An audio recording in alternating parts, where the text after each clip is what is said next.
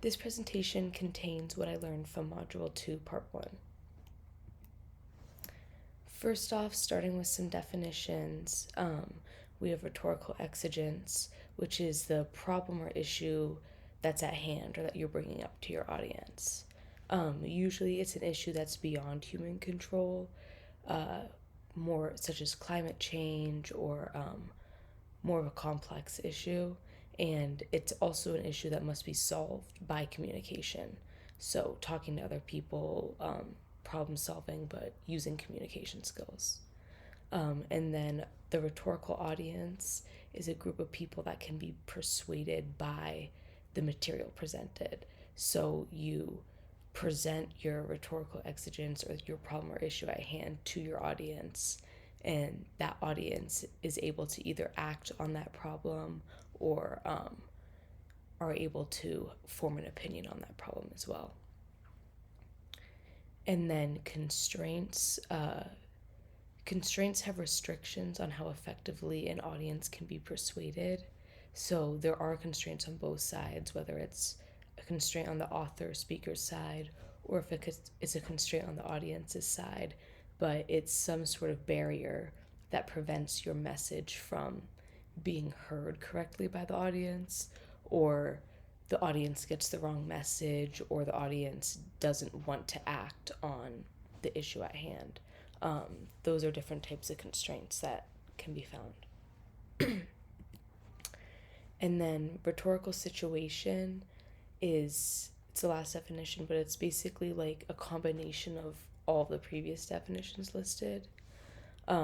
So the way I like to think about it, it's like the whole story or the bigger picture. If it were like a book, rhetorical situation would be the whole book, and then the rhetorical exigence, audience, and constraints would be different chapters in that book.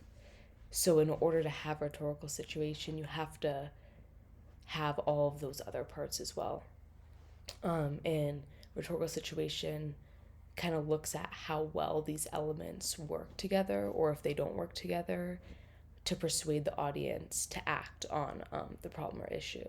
So it's kind of a balance of all three of those things: your audience, the problem, and all the constraints. So the rhetorical situation kind of evaluates how those three work together, and the impact or outcome from those elements as well.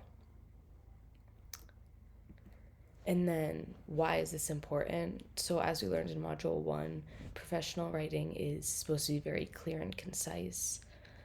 So, if you understand the whole rhetorical situation, it will allow you to clarify the problem or issue that's at hand, and you're able to either write or speak in a way that is adjusted towards your specific audience with your problem in mind. So, for example, like you're able to identify the problem and the way it impacts your audience or what you need from your audience in a very straightforward way. Knowing constraints will also be beneficial if you know what they are and how they usually like what situations they usually arise in. You can be better prepared for them, and you can also better overcome them when they do arise. And then this is my works cited page.